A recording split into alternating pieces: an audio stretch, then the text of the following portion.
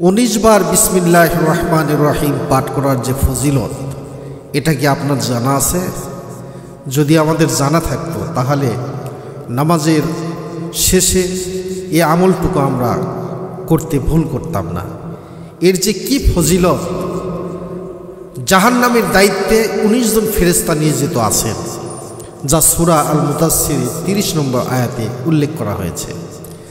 একটি বর্ণনায় এসেছে যে আব্দুল্লাহ ইবনে মাসউদ রাদিয়াল্লাহু তাআলা বলেছেন, যে ব্যক্তি নিজেকে জাহান্নামের 19 জন প্রহরী থেকে রক্ষা করতে চায় সে যেন বিসমিল্লাহির রহমানির রহিম পাঠ করে, কেননা এতে 19টি অক্ষর রয়েছে, যার প্রতিটি অক্ষর এক একজন প্রহরীর থেকে মুক্তির কারণ হবে। সুবহানাল্লাহ। বিসমিল্লাহির রহমানির রহিম পাঠ করার ফজিলত সম্পর্কে আমি আপনাদের সামনে বলবো। 1 নম্বর, বরকত লাভ। যে কোনো ভালো কাজ বিসমিল্লাহ বলে শুরু করা সুন্নাত।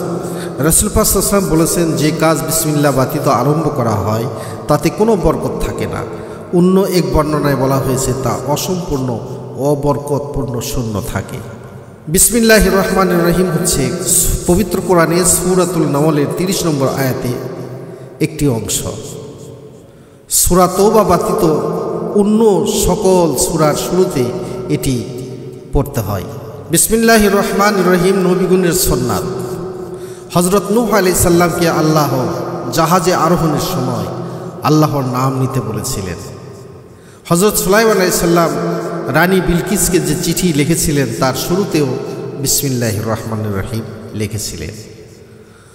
আপনার দৈনন্দিন জীবনের আমল, খাওয়া, পান করা, ওযু করা, কোনো কিছু লেখা, ঘরে প্রবেশ ও বের হওয়া এবং যে কোনো বৈধ কাজ শুরু করার আগেই আপনি বিসমিল্লাহির রহমানির রহিম পাঠ করবেন। এটা হাদিস শরীফে রাসূলুল্লাহ সাল্লাল্লাহু আলাইহি ওয়াসাল্লাম বলেছেন।